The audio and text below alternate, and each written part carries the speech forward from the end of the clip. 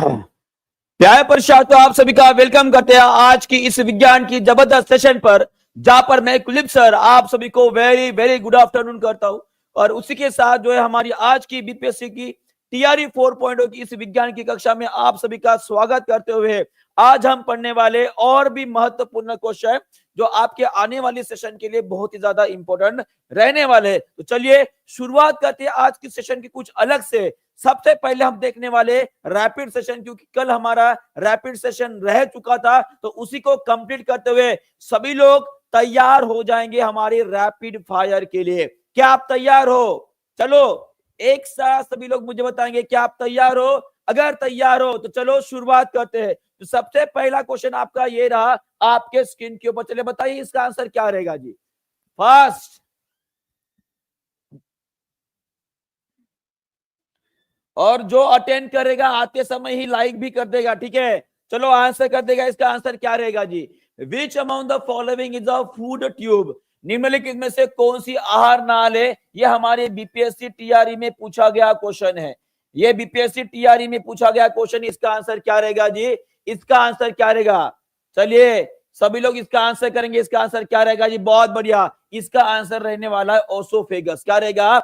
Oesophagus is the correct answer. और उसी तरह से अगर आपको यहां पर पूछा जाता है कि यहाँ पे स्वर नलिका कौन सी है, यहाँ पे स्वर नलिका कौन सी है, उसका भी आंसर सभी लोग ठोक देंगे अभी कमेंट बॉक्स में। चलिए बताइए इसका आंसर क्या रहेगा, क्योंकि ये हमारे बीपीएससी में पूछा गया है। हो सकता है ये क्वेश्चन अगली बार आपको देखने को मिल जाए कि स्वर नलिका कौन सी होती है। तो इसका आंसर क्या रहेगा जी। बहुत बढ़िया, ये रहेगी आपकी लैरिंग्स। क्या रहेगी। लैरिंग्स रहेगी जी। लाइन। चलो आगे बढ़ते हैं। नेक्स्ट क्वेश्चन आपके स्क्रीन के ऊपर ये रहा। प्रोटीन के पाचन के लिए जिम्मेदार अग्नाशयी रस में कौन सा एंजाइम मौजूद होता है। थोड़ा सा ध्यान से इसका आंसर कीजिएगा। थोड़ा सा ध्यान से जान से इसका आंसर कीजिएगा, गलत नहीं होना चाहिए, ठीक है।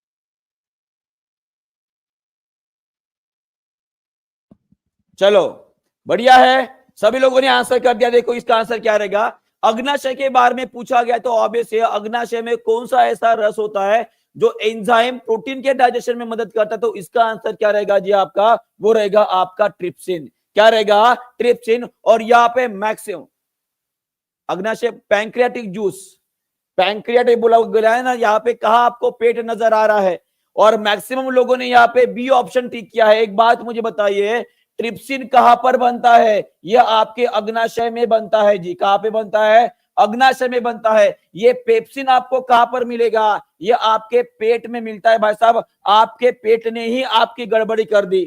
कितने लोगों ने गड़बड़ी कर दी जी बताओ। गड़बड़ी कर दी ना। हाँ, तो यहाँ पे आपके किसके बारे में पूछा गया है। पैंक्रिया के बारे में पूछा गया, ये आपको याद रखना है, ठीक है।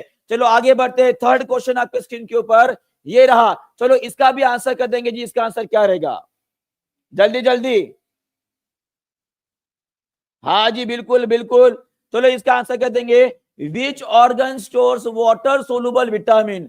कौन सा ऐसा ऑर्गन है जो वाटर सोलुबल विटामिन को स्टोर करता है। चलिए बताइए जी। क्या बात है, क्या बात है, क्या आंसर कर रहे हो भाई साहब। आप सभी के इस आंसर को मेरी सलामी है। इसका आंसर रहेगा भाई साहब option number E, none of above. इसका आंसर क्या रहेगा। Option number E, none of above. अब बताओ, मैंने आपको बोला था कि मैं क्वेश्चन इतने आसान नहीं लेकर आऊंगा। मैं हर बार आपको पूछता हूं कि क्वेश्चन को अच्छे से पढ़ा कीजिएगा, क्योंकि बीपीएससी जिस प्रकार के क्वेश्चन डिजाइन कर आपको फंसाने की कोशिश कर रहा है, उसी तरह से मैं भी आपको फंसा रहा हूं ताकि आगे जाकर आप ना फंसो भाई, है ना। तो यहाँ पे क्या बोला गया है। वाटर सोलुबल बोला गया है, पानी में घुलनशील विटामिन। आप सभी को पता है कि अगर हमारे शरीर में पानी में घुलनशील जो भी विटामिन होते हैं वो उसकी मात्रा अगर ज्यादा होती है तो वो बाहर निकाले जाते हैं आपके यूरिन, माने कि किसके, मलमूत्र के द्वारा बाहर निकाले जाते हैं। और यहां पर आपने गड़बड़ी कर दीजिए तो इसका आंसर क्या आएगा। नन ऑफ अबव आएगा। क्या आएगा। नन ऑफ अबव आएगा। क्लियर हो गया यहाँ पे जी। बहुत बढ़िया। और लीवर जो आपको आंसर कर रहे हो ना, जनरली जनरली लीवर में जो फैट सोलुबल विटामिन होते हैं ना, उनको स्टोर किया जाता है। बस इसमें एक एक्सेप्शन ये है कि जो B12 विटामिन है ना, उसके बारे में बस यहाँ पे नहीं पूछा गया, तो ये आपको ध्यान में रखना है। अगर आपको पूछा जाता है, अगर आपको पूछा जाता है कि B12 विटामिन कहां पर स्टोर किया जाता है, तो इसका आंसर आप करोगे लीवर करोगे। पर जनरल, इन जनरल अगर क्वेश्चन पूछा जाता है कि वाटर सोलुबल विटामिन कहां पर स्टोर किए जाते, तो याद रखेगा कि पानी में घुलनशील विटामिन जो होते हैं, अगर इनकी मात्रा ज्यादा हो जाती है तो वो शरीर के बाहर निकले जाते हैं। क्लियर है? चलिए बहुत बढ़िया, आगे बढ़ते हैं। चलिए नेक्स्ट क्वेश्चन आपके स्क्रीन के ऊपर ये रहा, ध्यान से, बड़े जान से, ना गलत करते हुए आपको आंसर करना है। इसका आंसर क्या रहेगा जी, बताइए। गलत नहीं होना चाहिए, बस ये ध्यान में रखिएगा। थोड़ा सा 1-2 सेकंड ले लो चलेगा, पर अच्छे से एनालिसिस कर ही आंसर करो।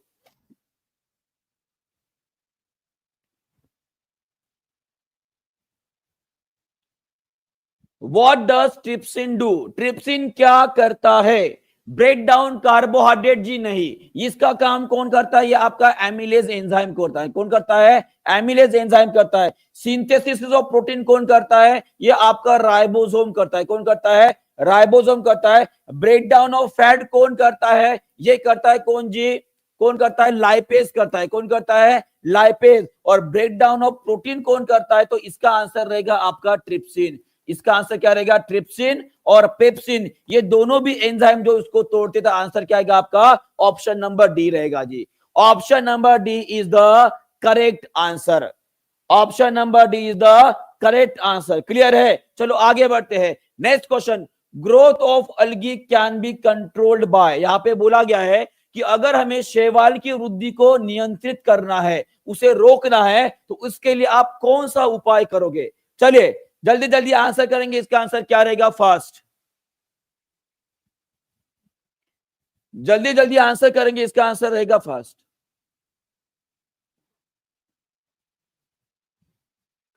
शैवाल की वृद्धि को नियंत्रित किया जाता है। किससे नियंत्रित करोगे?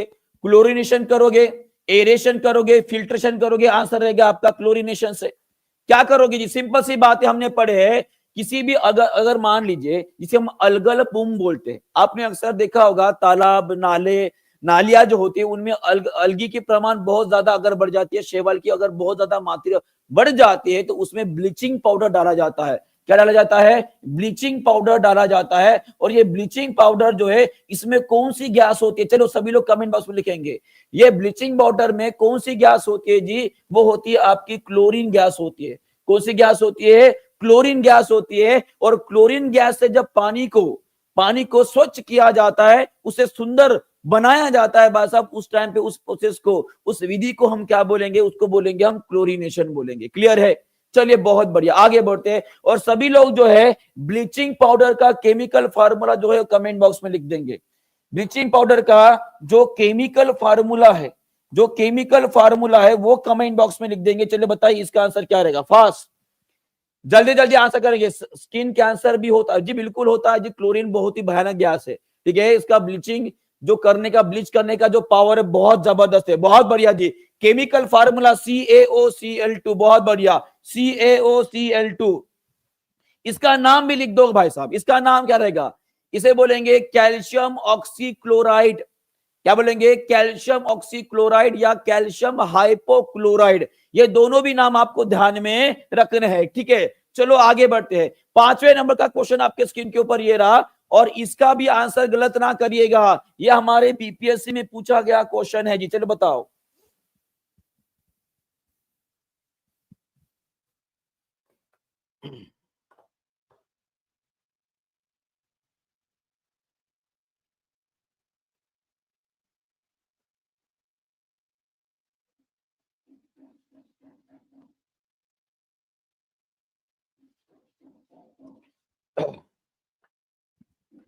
आंसर करेंगे। इसका आंसर क्या रहेगा? फर्स्ट, क्या बोला गया है? देखो यहाँ पे पौधों के अंदर, पौधों के अंदर श्वसन के अंतिम उत्पाद पूछा गया है। तो यहाँ पर याद रखिएगा, उन्होंने पूछा है रेस्पिरेशन के बारे में। और रेस्पिरेशन, और क्या बात है, मैक्सिमम लोगों ने सही उत्तर दिया है भाई साहब। क्या बात है। चलो सी आंसर किन किन लोगों ने टिक किया है, बताएंगे सभी लोग आंसर। सी आंसर जिन जिन लोगों ने टिक किया है उनको बताना चाहूंगा कि ये सी जो आप बोल रहे हो जी, ये आपके फोटोसिंथेसिस के उत्पाद है। ये किसके हैं? ये फोटोसिंथेसिस के उत्पाद है। प्लांट के अंदर या किसी भी जीव के अंदर रेस्पिरेशन होता है तो रेस्पिरेशन ये एक प्रकार की ऊर्जा उत्पादन करने वाली प्रक्रिया है। कैसी है? ऊर्जा उत्पादन करने वाली प्रक्रिया है। और यहाँ पे कहां पे आपको ऊर्जा नजर आ रही है? ये देखो ऊर्जा नजर आ रही है, ये देखो ऊर्जा। तो वैसे भी ए और सी तो वैसे भी कैंसिल हो गया। तो एक बात मुझे बताओ क्या निकलेगा? ऑप्शन नंबर डी जो है आपका सही उत्तर रहेगा। Option number D. चलो सभी लोग मुझे एक बार कमेंट बॉक्स में लिखेंगे कि ऑप्शन नंबर डी किसने आंसर दिया है। उन सभी को मेरा सैल्यूट, सच में बोल रहा हूं। जिन लोगों ने शांति से यह आंसर किया है उन सभी का आंसर ये सही हुआ है। और इसी तरह के घुमाने वाले क्वेश्चन में आपको अक्सर पूछ रहा हूं, और ना घूमो तो भाई साहब टीचिंग परीक्षार्थी कहलाओ। बहुत बढ़िया, बहुत बढ़िया। ठीक है, चलो आगे बढ़ते। नेक्स्ट क्वेश्चन आपकी स्क्रीन के ऊपर, चलो बताओ इसका भी आंसर कर देंगे जी। इसका आंसर क्या रहेगा? थोड़ा ध्यान से, थोड़ा जान से आंसर करेंगे सभी लोग, ठीक है? चलो इसका आंसर करेंगे। प्रिज्म में गुजरते समय सबसे कम मुड़ने वाला प्रकाश का रंग कौन सा होता है?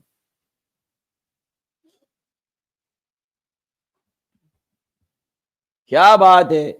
अब इसमें किसी तो कंफ्यूजन तो नहीं है ना? इसमें किसी को कंफ्यूजन तो नहीं है ना? कंफ्यूजन नहीं होना चाहिए। इसका आंसर क्या रहेगा? जब प्रिज्म से गुजरा जाता है भाई साहब प्रकाश, कौन सा प्रकाश गुजारेंगे जी? हम गुजारेंगे भाई साहब सफेद लाइट, सफेद प्रकाश, जिसे हम व्हाइट लाइट बोलते हैं। क्या बोलेंगे? व्हाइट लाइट बोलते हैं। और इस व्हाइट लाइट में, ये व्हाइट लाइट कितने रंगों से बना होता है? चलो सभी लोग आंसर करेंगे इसका।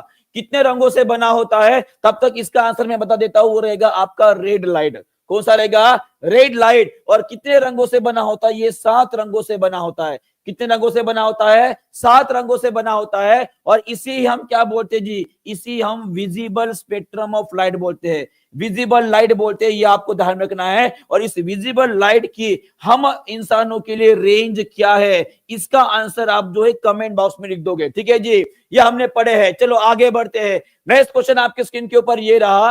नेक्स्ट क्वेश्चन, चलो बताओ। जब एक छड़ी को आंशिक रूप से पानी में डुबोया जाता है तो उसकी स्पष्ट मोड़ किस घटना के कारण होती है? चलिए बताइए। अब इसमें तो कुछ क्वेश्चन नहीं घुमा सकता हूं, है ना? बताएंगे इसका आंसर क्या रहेगा? फास्ट, जल्दी जल्दी आंसर करेंगे सभी लोग। इसका आंसर क्या रहेगा जी?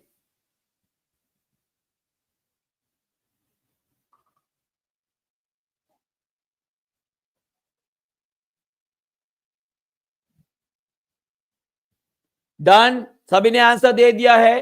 पेंसिल मुड़ी हुई नजर आती है। कल मैंने आपको सभी को एक्सप्लेन किया था। इसका आंसर क्या रहेगा? आपका रिफ्रैक्शन रहेगा। क्या रहेगा? रिफ्रैक्शन। सभी को मेरी आवाज क्लियर नजर आ रही है क्या? सभी को मेरी आवाज क्लियर नजर आ रही है?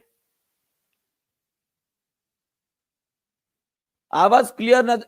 अरे नजर कैसे आएगी भाई? सुनाई देगी? हाँ सुनाई दे रही है। ओके ठीक है, चलो आगे बढ़ते हैं। नेक्स्ट क्वेश्चन आपके स्क्रीन के ऊपर ये रहा। चलो इसका भी आंसर कर देंगे सब लोग। इसका आंसर क्या रहेगा?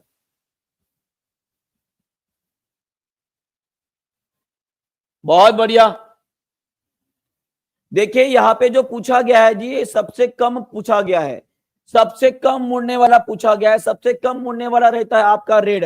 पर वही अगर सबसे ज्यादा मुड़ने वाला पूछा जाता है तो वो होता है आपका वॉयलेट होता है। कौन सा होता है? वॉयलेट होता है। ठीक है, ये आपको याद रखना है।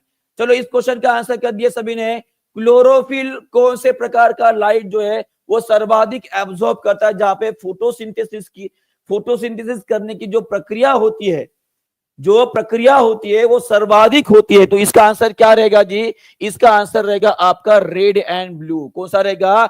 Red and blue is the correct answer. बहुत बढ़िया। रेड और ब्लू माने कि जो लाल और नीला रंग होता है, इसमें इसमें सर्वाधिक सर्वाधिक प्रकाश जो है, सर्वाधिक प्रकाश जो है वो एब्जॉर्ब किया जाता है, उसे अवशोषित किया जाता है। और इसी प्रकाश के अंदर जो है अपनी जो क्या बोलेंगे, प्रकाश संश्लेषण की जो प्रक्रिया होती है, प्रकाश संश्लेषण की जो प्रक्रिया होती है वो सर्वाधिक रहती है। ये भी आपको ध्यान में रखना है। क्लियर है सभी को? क्लियर हो गया है? चलो आगे बढ़ते हैं। नेक्स्ट क्वेश्चन, 10वें नंबर का क्वेश्चन जो बीपीएससी 31/2022 में पूछा गया क्वेश्चन, इसका भी आंसर कर देंगे। बताइए इसका आंसर क्या रहेगा? प्रिज्म से गुजरने पर प्रकाश का कौन सा वर्ण सबसे ज्यादा झुकता है? चलो वही क्वेश्चन। सबसे कम झुकने वाला हो गया है, अभी पूछा गया है सबसे ज्यादा झुकने वाला प्रकाश, तो कौन सा रहेगा? उत्तर बताओ, इसका आंसर क्या रहेगा? इसका आंसर रहेगा आपका बैंगनी रंग रहेगा जी, वॉयलेट रंग रहेगा, जो हमारे 31 बीपीएससी 2022 में पूछा गया क्वेश्चन है। ठीक है, चलो आगे बढ़ते हैं। 11वें नंबर का क्वेश्चन आपके स्क्रीन के ऊपर ये रहा, ब्लैक बोर्ड ब्लैक काला क्यों नजर आता है? काला बोर्ड काला नजर क्यों आता है? काला घोड़ा काला क्यों नजर आता है? ये ब्लैक टी शर्ट आपको ब्लैक, मेरे बाल काले आपको क्यों नजर आ रहे हैं? भाई साहब, इसका आंसर सभी लोग कर देंगे। इसका आंसर ये है कि जो काला रंग होता है भाई साहब, वो किसी भी रंग को परावर्तित नहीं करता है, माने कि वो सभी रंग को अवशोषित कर लेता है। काले रंग, काला रंग तो होता नहीं है जी, काला रंग तो होता नहीं, तो आंसर क्या रहेगा? काले रंग को परावर्तित करेगा, काला रंग होता नहीं, रिफ्लेक्ट एवरी कलर नहीं होता है, does not reflect any colour. Okay, option number ए जो है आपका सही उत्तर रहेगा।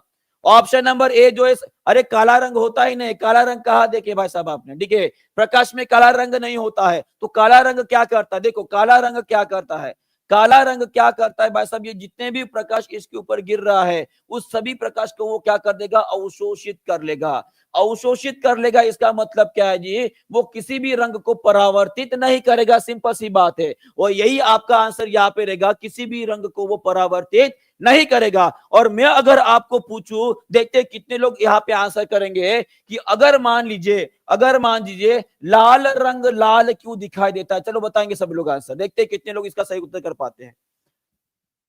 चलिए, लाल रंग लाल क्यों नजर आता है? चलिए जी, सभी लोग आंसर करेंगे, लाल क्यों नजर आता है? पूनम जी, मैंने वही बताया है, ए इसलिए है क्योंकि काला रंग किसी भी को रंग को परावर्तित नहीं करता है, माने कि रिफ्लेक्ट नहीं करता है। ठीक है, तो इसका आंसर करेंगे लाल, लाल क्यों नजर आता है? तो इसका आंसर क्या रहेगा? इसका आंसर रहेगा कि जो प्रकाश इसके ऊपर गिर रहा है, जिसे हम व्हाइट लाइट बोलते हैं, उस व्हाइट लाइट में से केवल जो लाल रंग है, वो परावर्तित हो रहा है। क्या हो रहा है? परावर्तित हो रहा है। और बाकी के सभी रंग क्या हो रहे जी? एब्जॉर्ब किए जाते हैं, उसको अवशोषित किया जाता है। इसीलिए हमें लाल लाल, नीला नीला, पीला पीला, हरा हरा और नीला नीला नजर आता है। क्लियर है? यहाँ पे क्लियर है? माने कि जो रंग आप देख पा रहे हो, है ना, फिर से बता रहा हूं, जो रंग आप देख पा रहे हो वही प्रकाश आपके आंखों तक पहुंच रहा है, बाकी नहीं पहुंच रहा है, ये इसका मतलब है। ओके, क्लियर है? चलिए बहुत बढ़िया, आगे बढ़ते हैं जी। 12वें नंबर का क्वेश्चन आपके स्क्रीन के ऊपर, और एकदम इजी वाला क्वेश्चन है ये। क्वेश्चन जिसने गलत कर दिया, मान लीजिए कम से कम 5 लाख विद्यार्थियों के पीछे चला गया, ऐसे समझ लीजिएगा। तो इसका आंसर कोई भी गलत नहीं करेगा। चलो जी, इसका आंसर जिसने गलत कर दिया, मान लीजिएगा वो कम से कम 5 लाख विद्यार्थियों के पीछे चला जाएगा, और इसका आंसर कोई भी गलत नहीं करेगा जी। चलो बताओ इसका आंसर क्या रहेगा?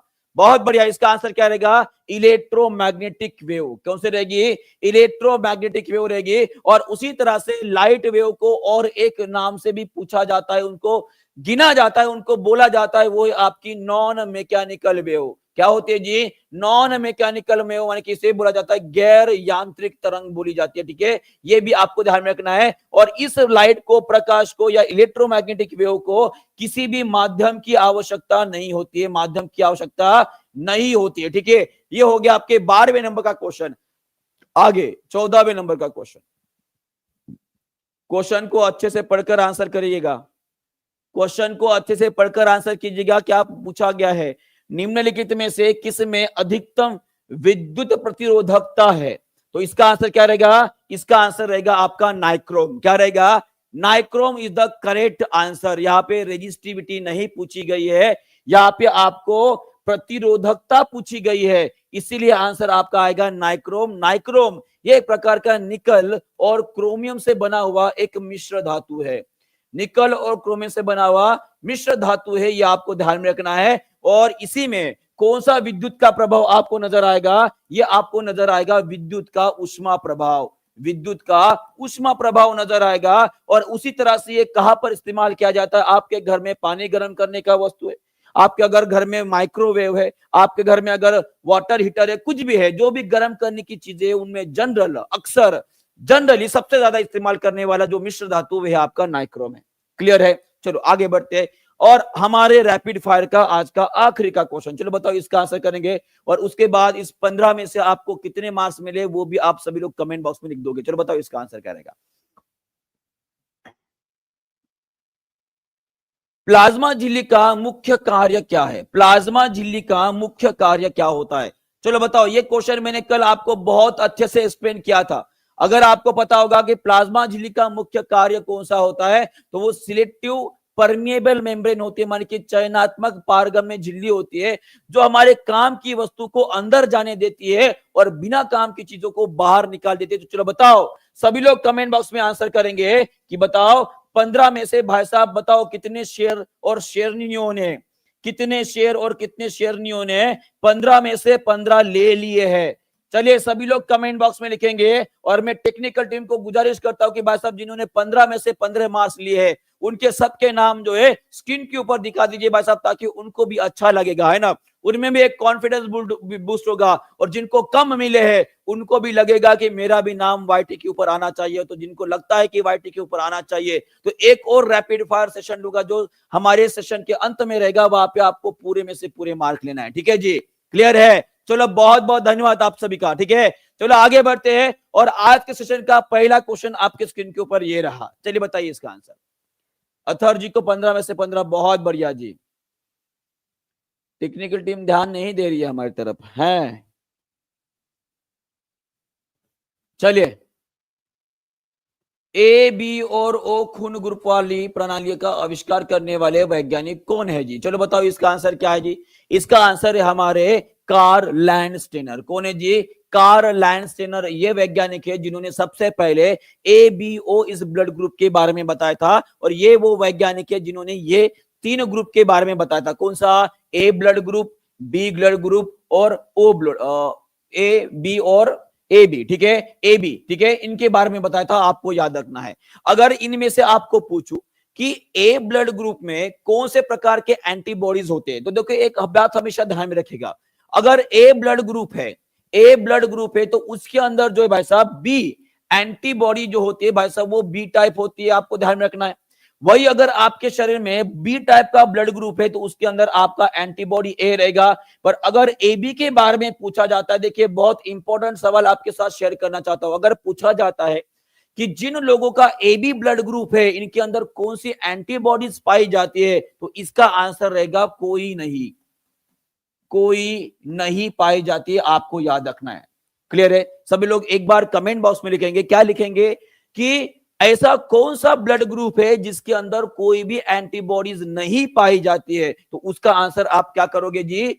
ग्रुप ए बी रहेगा। कौन सा रहेगा? ए बी ब्लड ग्रुप रहेगा। और वही अगर पूछा जाता है ऐसा कौन सा ब्लड ग्रुप है जिसमें ए और बी दोनों प्रकार की एंटीबॉडीज पाई जाती है, तो उसका उत्तर आपका रहेगा ओ ब्लड ग्रुप। इसमें दोनों भी पाई जाती है, इसमें दोनों भी पाई जाती है, और इसीलिए इसीलिए ओ ब्लड ग्रुप कोई भी ले सकता है। ओ ब्लड ग्रुप कोई भी ले सकता है, आपको याद रखना है। और इसीलिए ओ ब्लड ग्रुप को हम क्या बोलते हैं? यूनिवर्सल डोनर बोलते हैं। क्या बोलते हैं? यूनिवर्सल डोनर बोलते हैं। ये आपको ध्यान में रखना है। क्लियर हो गया है? ये समझ में आ गया क्यों ओ ब्लड ग्रुप को यूनिवर्सल डोनर? क्योंकि इसमें दोनों प्रकार की एंटीबॉडीज होती है, जो हम ए को भी दे सकते हैं, बी को भी दे सकते हैं, और ए बी में तो भाई साहब कोई होता ही नहीं है, इसलिए वो कोई भी ब्लड ग्रुप चल जाएगा। माने कि ये ए सी भी ले सकता है, बी सी भी ले सकता है, और ओ सी भी ले सकता है। और इसी के वजह से ए बी ब्लड ग्रुप को क्या बोला जाता है जी? यूनिवर्सल एक्सेप्टर बोला जाता है। माने कि वो हर किसी से ब्लड ग्रुप जो है ब्लड वो ले सकता है। यहां तक क्लियर हो गया है? ये क्लियर हो गया है। चलिए बहुत बढ़िया, आगे बढ़ते हैं।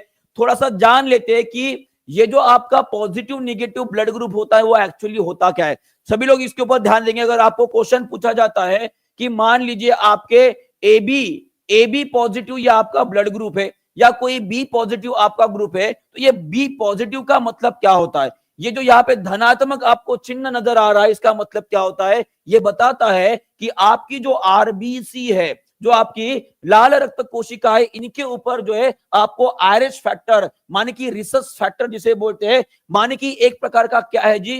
प्रोटीन होता है।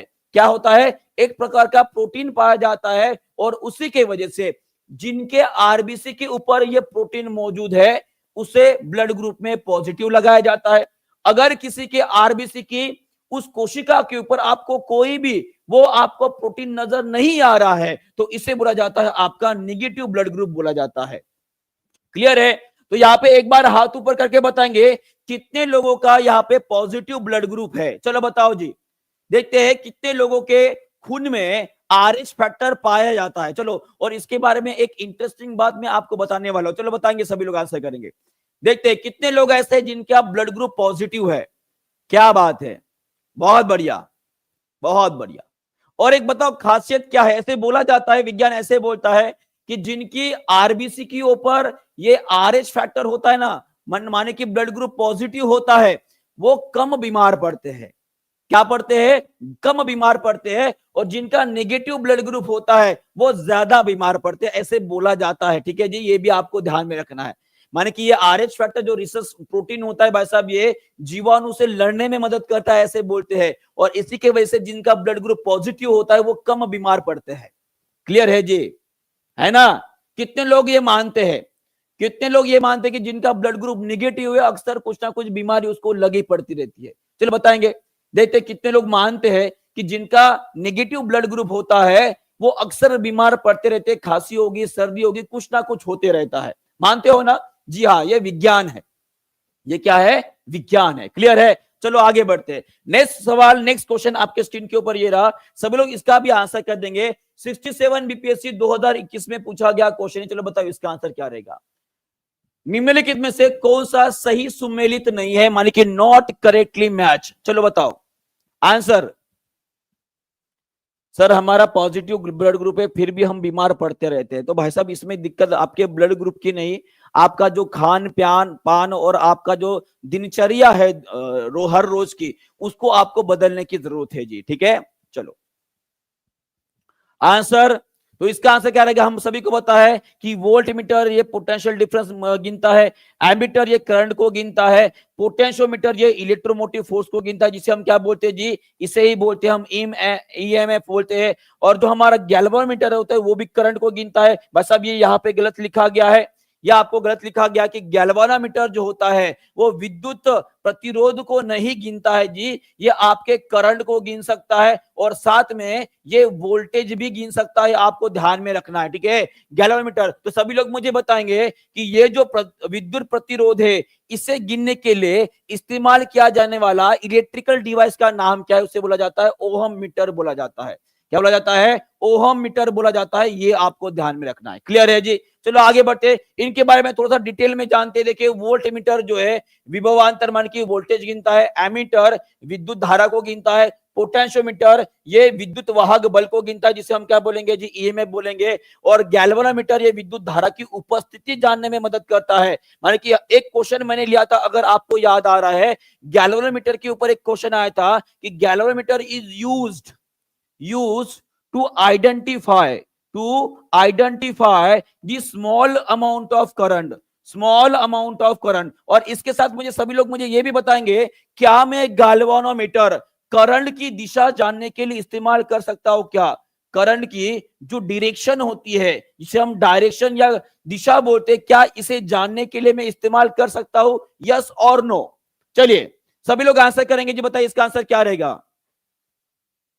बहुत बढ़िया, जी हाँ, बिल्कुल सही लिखा है मैंने कि गैल्वेनोमीटर जो होता है वो करंट की दिशा जांचने के लिए या मापने के लिए भी इस्तेमाल किया जाता है। और विद्युत प्रतिरोध जो होता है भाई साहब, इसे गिनने के लिए हम ओहम मीटर का इस्तेमाल करते हैं। ये भी आपको ध्यान में रखना है। और उसी तरह से सभी लोग मुझे ये भी कमेंट बॉक्स में लिख देंगे कि आपके घर में जो इलेक्ट्रिक डिवाइस होता है जिसे हम इलेक्ट्रिक मीटर बोलते हैं, ये क्या जांचने में मदद करता है, ये क्या गिनता है, इसे क्या बोला जाता है? चलो बताओ, सभी लोग आंसर करेंगे।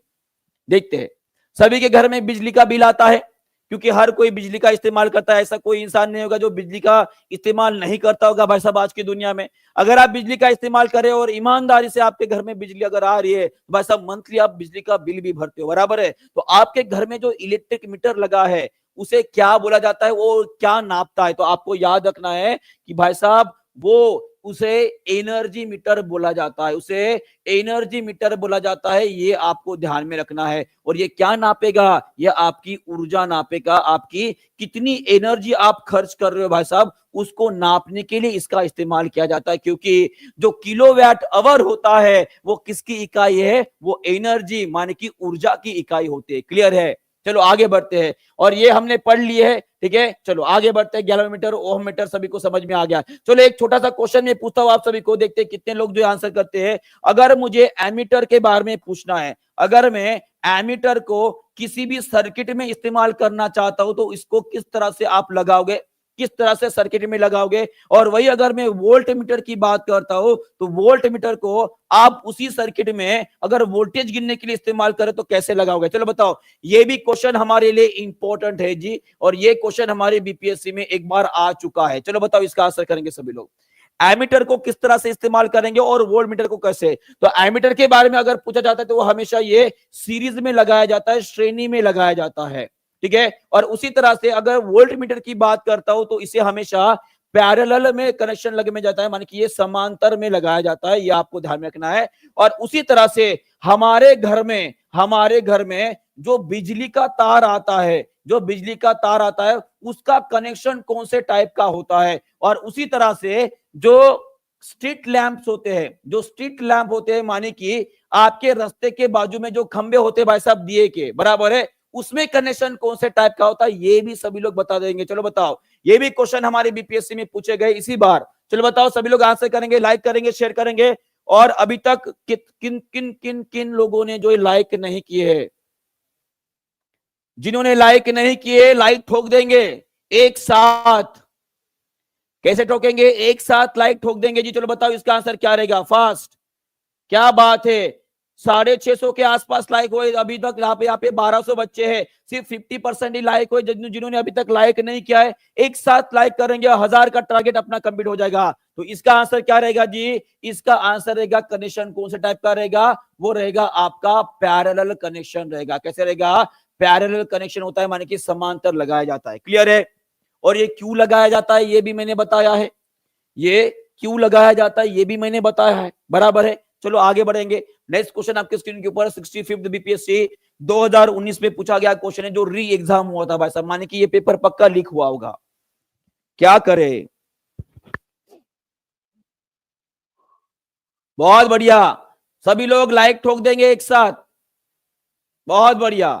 चलो, अति सूक्ष्म वस्तुओं को देखने के लिए प्रयोग किया जाने वाला प्रकाशित उपकरण कौन सा है।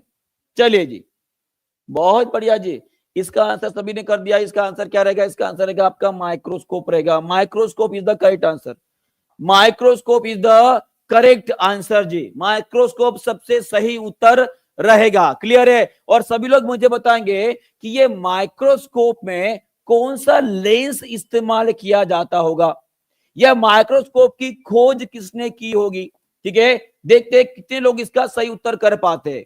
इसके बारे में थोड़ा सा जान लेते हैं ना, ये इंपॉर्टेंट इंफॉर्मेशन है। और उसी तरह से बाकी डिवाइसेस भी क्या काम करते हैं वो भी देख लेते हैं। चलो, अगर मैं आपको बोलूं कि अगर मैं स्पेक्ट्रोमीटर की बात करता तो स्पेक्ट्रोमीटर जो होता है वो लाइट का जो स्पेक्ट्रम होता है, माने कि VIBGYOR, इनको स्टडी करने के लिए, माने कि प्रकाश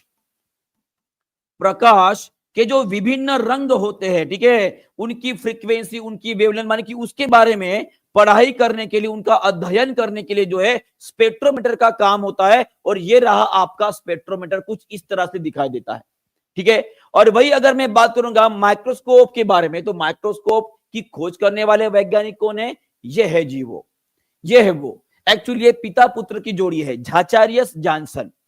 आप बोलोगे सर झाचारियस कौन है और जॉनसन कौन है, ऐसा लग रहा है कि भाई साहब जॉनसन जो है उनका सरनेम है, माने कि उनका भाई साहब खानदानी नाम है जी, ऐसा नहीं है। झाचारियस और जॉनसन ये दो इंसान हैं, जिसमें से झाचारियस जो है उनके पुत्र है और जॉनसन जो है उनके पप्पा है। ठीक है। और ये कोई वैज्ञानिक नहीं थे भाई साहब। देखो, अगर ऐसे पूछा जाता है कि अगर तकदीर ने साथ दिया तो भिखारी भी कब जो है अमीर बन जाएगा, और किसके हाथ से क्या कमाल हो जाएगा बता नहीं सकते। उसी तरह से ये झाचारियस और जॉनसन जो पिता पुत्र की जोड़ी है, ये एक्चुअली चश्मे बनाने के कारागिर है। कौन है जी, चश्मे बनाने वाले कारागिर है। पर इन्होंने भाई साहब वो चश्मे बनाते बनाते माइक्रोस्कोप का खोज कर दिया, वो भी एक एक्सीडेंट था। ठीक है, ये आपको ध्यान में रखना है। क्लियर है। चलो आगे बढ़ते हैं। और उसी तरह से स्टेथोस्कोप, आप सभी को पता है दिल की धड़कनें गिनने के लिए, है ना, हमारे दिल में कोई छेद तो नहीं है, पेट में कोई बैक्टीरिया जाकर भाई साहब कूद तो नहीं रहा है, उसको जानने के लिए जो है स्टेथोस्कोप इस्तेमाल किया जाता है। और ये कौन से सिद्धांत पर काम करता है? ये काम करता है आपके साउंड के, ये करता है ध्वनि के, साउंड के मल्टीपल रिफ्लेक्शन के ऊपर काम करता है, मल्टीपल रिफ्लेक्शन के ऊपर काम करता है, ये आपको ध्यान रखना है। क्लियर है? और उसी तरह से स्ट्रोबोस्कोप, स्ट्रोबोस्कोप का मतलब क्या? स्ट्रोबोस्कोप जो होता है किसी भी घूमने वाली चीज की गति क्या होती है, फिर से बता रहा हूं, स्ट्रोबोस्कोप ये वो यंत्र है जो किसी भी घूमने वाली चीज जो होती है उसकी गति क्या है, और उसी तरह से कोई भी चीज कितनी गति से जा रही है उसकी गति नापने के लिए जो है स्ट्रोबोस्कोप का इस्तेमाल किया जाता है। अब बोलोगे सर कैसे होता है? तो ये एक प्रकार का लेजर डिवाइस होता है, एक प्रकार का लेजर डिवाइस होता है,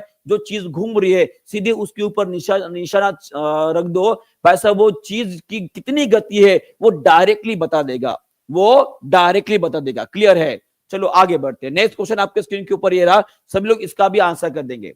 देखो क्या पूछा गया है, नीचे दी गए परिपथ में एमीटर 2 एम्पियर पड़ता है, माने कि यहाँ पे करंट दिया गया है आपको, 2 एम्पियर का करंट दिया गया है, प्रतिरोध आर का मान कितना होगा ये हमें निकालना है, और यहाँ पे वोल्टेज जो है आपको 6 वोल्ट दिया है। माने कि हमें क्या क्या दिए हैं जी, सभी लोग इस क्वेश्चन को सॉल्व करने की कोशिश करेंगे। हमें करंट दिया है 2 एम्पियर का, वोल्टेज दिया है हमें 6 वोल्ट का, और यहाँ पे हमें आर का मान जो है वो निकालना है, आर का मान निकालना है।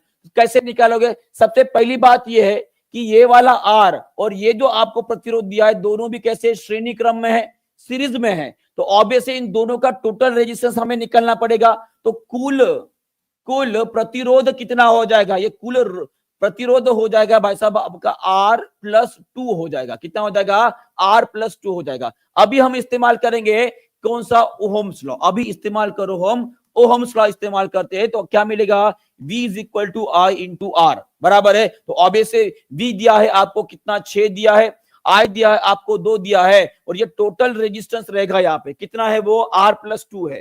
कितना है जी? R+2 है। अगर इसे आप सॉल्व करोगे तो कितना आ जाएगा जी? 2R+4, 2R+4 आ जाएगा, ये 4 इधर आ जाएगा, तो 2R बराबर कितना आ जाएगा? तो इसके बाद अगर सॉल्व करोगे तो 2R बराबर 2, मान कि R = 1 आ जाएगा। कितना आएगा? R = 1 आ जाएगा। तो सभी का वही आंसर आ रहा है, मैंने सही किया है ना? R+2 हो जाएगा, R+2 यहां पे रख दिए, इसे सॉल्व करोगे 2R+4 हो जाएगा, 4 को इधर लाओगे तो 6 - 4 2 हो जाएगा, और भाई साहब 2R जैसे क्या वैसा, तो R कितना आ जाएगा? 1 ओम आना चाहिए। R कितना आना चाहिए? 1 ओम आना चाहिए। कितने लोगों का आया है जी? बहुत बढ़िया, बहुत बढ़िया, सभी का आ गया है। चलिए बहुत बढ़िया। और अगर आपको पूछा जाता है कि इस पूरे सर्किट का टोटल रेजिस्टेंस कितना है, टोटल या कुल प्रतिरोध कितना है, तो इसका आंसर आप क्या करोगे? चलो बताओ। अगर आपको इस पूरे सर्किट का या पूरे आपकी जो यहाँ पे ये दिए है भाई साहब सर्किट दिए, उसका कुल प्रतिरोध माने कि टोटल रेजिस्टेंस कितना रहेगा, ये कैसे सॉल्व करोगे? चलो बताओ। सब सी दे रहे थे? ओके कोई नहीं, हाँ, क्योंकि उन्होंने जो है टोटल रेजिस्टेंस निकाला था, तो कुल प्रतिरोध कितना रहेगा जी? R+2 रहेगा, माने कि R+2, R आ गया 1+2 that is equal to 3 ohm. कितना आएगा? 3 ohm is the correct answer. Clear हो गया है? चलो आगे बढ़ते। चलो नेक्स्ट क्वेश्चन आपके स्क्रीन के ऊपर ये रहा, सभी लोग इसका भी आंसर कर देंगे। इसका आंसर क्या रहेगा? चलिए जी,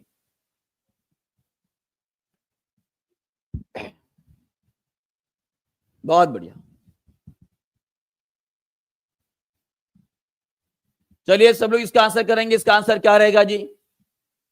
श्वेत प्रकाश का उनके अवयवी वर्णों में विभाजन करना, मान कि व्हाइट लाइट जो होता है उसके कलर कंपोनेंट में डिवाइड करना, उसे क्या बोला जाता है? इसे डिस्पर्शन ऑफ लाइट बोलते हैं, डिस्पर्शन ऑफ लाइट बोलते हैं। बहुत ही इजी क्वेश्चन है। डी कौन बोला? डी कौन बोला? भाई साहब डी का स्कैटरिंग का मतलब क्या होता है जी? स्कैटरिंग का मतलब ये होता है कि किसी भी वातावरण में मान लीजिए कोई धूल के कण है, कोई मॉलिक्यूल है, जब इससे प्रकाश टकराएगा तो भाई साहब वो अपनी दिशा बदल देता है, या इसमें से जो है किरणों को स्प्लिट किया जाता है, उसे स्कैटरिंग बोला जाता है। इसमें बोला गया है कि प्रकाश जो होता है व्हाइट लाइट, उसको 7 रंगों में विभाजित करना, इसको हम डिस्पर्शन बोलते हैं, विक्षेपण बोलते हैं। क्या बोलते हैं? विक्षेपण बोलते हैं। आता हुआ सवाल आपने गलत कर दिया है, आता हुआ सवाल आपने गलत कर दिए जी। चलो आगे बढ़ते हैं। उसके पहले मैं आपको बताना चाहूंगा कि जिस तरह से टीचिंग परीक्षा हमेशा आपको एक वॉर मोड में रखती है, माने कि मान लीजिए कल भी एग्जाम अगर होती है तो यहाँ पे जितने लोग हमारे वाईटी के क्लासेस कर रहे, हमारे पेड क्लास कर रहे, वो कल भी एग्जामिनेशन देकर जो एग्जामिनेशन पास कर सकते हैं। और उसी तरह से जनवरी मंथ में बहुत सारे विद्यार्थी है जिन्होंने खुद को चैलेंज किया, उन्हें लगभग कंटिन्यूअस 30 दिन तक वो चैलेंज को एक्सेप्ट करके डेली टेस्ट देते रहे। और उसी तरह का एक और मिशन आपके लिए हमने शुरुआत की है, जो इस मार्च महीने से शुरू होगा। 1 मार्च से शुरू होकर आपको 30 मार्च तक आपको पेपर देने हैं। जो अगर आप ये चैलेंज एक्सेप्ट करना चाहते हो तो अभी के अभी 60% का ऑफर चल रहा है। आप टीचिंग परीक्षा के साथ जुड़कर अपनी पढ़ाई तो शुरू रहेंगी, आपकी डेली टेस्ट तो होती रहेंगी, और उसके साथ साथ जो हजारों लाखों विद्यार्थी होते उनके साथ भी आप खुद को टेस्ट कर सकते हो कि आप कहां पर आ रहे हो। ठीक है, mission TRE 4O, mission TRE 4 ये हमारा मिशन रहेगा, जहां पर मार्च महीने में आपको 1 मार्च से 30 मार्च तक आपको डेली टेस्ट देना है, जिसका आपको वीडियो सॉल्यूशन भी दिया जाएगा, वीडियो सॉल्यूशन भी दिया जाएगा। और उसी के साथ साथ 31 मार्च को जो आपका एक बड़ा एक मेगा टेस्ट होगा, जहां पर जो सबसे टॉप कर जाएंगे विद्यार्थी उनको एक सरप्राइज गिफ्ट मिलेगा। क्या मिलेगा? सरप्राइज गिफ्ट भी मिलेगा, ये आपको ध्यान में रखना है। और कितने लोग हैं जिन्होंने जनवरी में भाई साहब वो चैलेंज एक्सपेक्ट किया था? एक बार हाथ ऊपर कर देंगे। चलिए सभी लोग एक बार हाथ ऊपर कर देंगे कि जी हाँ बिल्कुल ये सिर्फ पेड वाले बच्चे दे सकते हैं, और ये 60% का ऑफर जो आप अवेल कर सकते हो और जुड़ सकते हो टीम परीक्षा के साथ। मिशन टीआरई 4 ये अपना कूपन कोड रहेगा। क्लियर है जी? बिल्कुल बिल्कुल ठीक है। चलो आगे बढ़ते हैं, नेक्स्ट क्वेश्चन की तरफ बढ़ते। चलो इसका आंसर कर देंगे सब, इसका आंसर क्या रहेगा जल्दी से। और यही नहीं, देखो ये तो हो गया है ना, ये तो आपका हो ही गया, पर इसके साथ अगर ये कोर्स आप परचेस करते हो तो इसके साथ जो है आपका 10, इसके साथ आपको 10,000 प्लस पीवाईक्यू वाला एक सेट है ना, पीवाईक्यू वाला एक सेट है जहां पे 10,000 से भी ज्यादा पीवाईक्यू आपको अवेलेबल किए जाएंगे, और वो भी बहुत ही कम मात्रा, बहुत ही कम कीमत में। ये भी आपका फायदा रहने वाला है यहाँ पे, तो जल्दी से अवेल कर दीजिए क्योंकि ये बहुत ही जल्दी खत्म होने वाला है जी। ठीक है, चलो आगे बढ़ते। नेक्स्ट क्वेश्चन आपके स्क्रीन के ऊपर तो हमने लग दिया था, तो इसका आंसर करेंगे सभी लोग। रेनबो में सबसे लॉन्ग वेवलेंथ कितनी होती है? इंद्रधनुष में सबसे लंबी तरंग दैर्घ्य किसकी रहेगी? वो रहेगी आपकी रेड माने की लाल रंग की रहेगी। रेड माने की लाल रंग की रहेगी, ये आपको ध्यान में रखना है। क्लियर हो गया यहाँ पे? रेड माने की लाल। और उसी तरह से अगर पूछा जाता है सबसे कम तरंग दैर्घ्य किसका होता है, सबसे कम तरंग दैर्घ्य किसका होता है, और सबसे ज्यादा आवृत्ति किसकी होती है, सबसे ज्यादा आवृत्ति किसकी होती है? इन दोनों के आंसर भी आप कमेंट बॉक्स में लिख दोगे। इसका आंसर क्या रहेगा? इसका आंसर रहेगा आपका वॉयलेट रहेगा। क्या रहेगा? वॉयलेट रहेगा जी। ठीक है, चलो आगे बढ़ते हैं जी। चलो next question SSC JEE electrical 2020 में पूछा गया क्वेश्चन है, इसका भी आंसर कर देंगे। इसका आंसर क्या रहेगा जी? चलो बताओ। Which of the following colour, और ये कोई भी गलत नहीं करेगा, जो गलत करेगा समझ लीजिए फिर से एक बार 5 लाख कैंडिडेट के पीछे चला जाएगा, माने कि सीधा सीधा वो कंपटीशन से ही बाहर है। जो कंपटीशन से बाहर होना चाहता नहीं है उसका सही से ढंग से आंसर करेगा। यहाँ पे लिखा गया है कैन नॉट, माने कि नहीं होता है, तो वो कौन सा रहेगा जी? वो रहेगा आपका ऑप्शन नंबर डी, पिंक, माने कि गुलाबी नहीं रहता है। बहुत बढ़िया, चलो आगे बढ़ते हैं। नेक्स्ट क्वेश्चन 67 बीपीएससी 2022 में पूछा गया क्वेश्चन, इसका भी आंसर कर देंगे। इसका आंसर क्या रहेगा? जल्दी जल्दी आंसर करेंगे। निम्नलिखित में से कौन सी सदिश राशि नहीं है, कौन सी वेक्टर क्वांटिटी नहीं है पूछा गया। देखो सदिश का मतलब क्या होता है? सदिश का मतलब यह होता है कि जिनमें दिशा और परिमाण दोनों भी हो। दिशा और परिमाण माने कि जिसे बोलेंगे हम डायरेक्शन और मैग्नीट्यूड जो है वो दोनों भी होता है, उनको सदिश राशियां बोली जाती है। पर वही अगर मैं अदिश राशि की बात करता हूं, तो इसमें केवल और केवल आपका परिमाण रहेगा। क्या रहेगा? परिमाण रहेगा, इसमें दिशा होती है क्या जी? नहीं होती है। तो वही आपको पूछा गया कि अदिश राशि कौन सी है जिसमें दिशा नहीं होती है, तो इसका आंसर क्या रहेगा? इसका आंसर रहेगा ऑप्शन नंबर ए, गति। क्या रहेगी? गति आपका सही उत्तर रहेगा। और उसी तरह से अगर मैं आपको कुछ चीजें पूछता हूं सदिश और अदिश के बारे में, सभी लोग कमेंट बॉक्स में फास्ट आंसर करेंगे। अगर मैं आपको पूछता हूं करंट के बारे में, चलो बताओ करंट सदिश राशि है कि अदिश राशि है?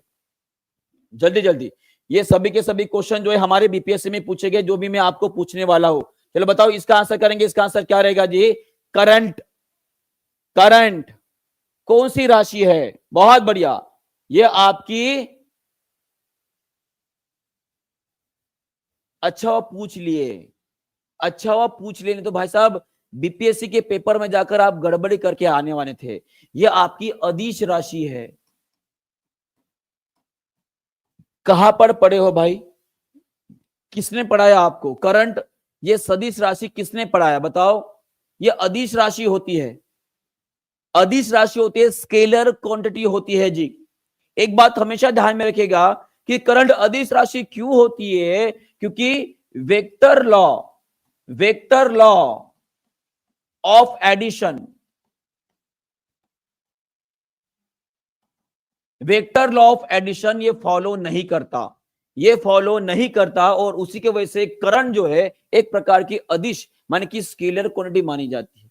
उसी तरह से अगर मैं आपको पूछता हूं भार माने कि वेट, चलिए सभी लोग इसका भी आंसर कर देंगे, देखते हैं कितने लोग इसका आंसर करते हैं। वेट माने कि भार कौन से प्रकार की राशि है? चलो बताओ, आंसर करेंगे, इसका आंसर क्या रहेगा? आंसर करेंगे, इसका आंसर क्या रहेगा? भार माने कि वेट कौन से प्रकार की राशि है? कौन से प्रकार की राशि? सभी लोग आंसर करेंगे जी, बहुत बढ़िया। भार माने कि ही आपका ग्रेविटेशनल फोर्स होता है, गुरुत्वाकर्षण बल होता है, माने कि ये कौन सी होती है? ये आपकी सदिश राशि रहेगी, माने कि ये आपकी वेक्टर क्वांटिटी रहेगी जी, याद रखिएगा। और उसी तरह से मैं अगर आपको पूछूं कि ये जो द्रव्यमान है, ये जो आपका द्रव्यमान है जिसे हम मास बोलते हैं, ये कौन से प्रकार की राशि है? चलो बताओ।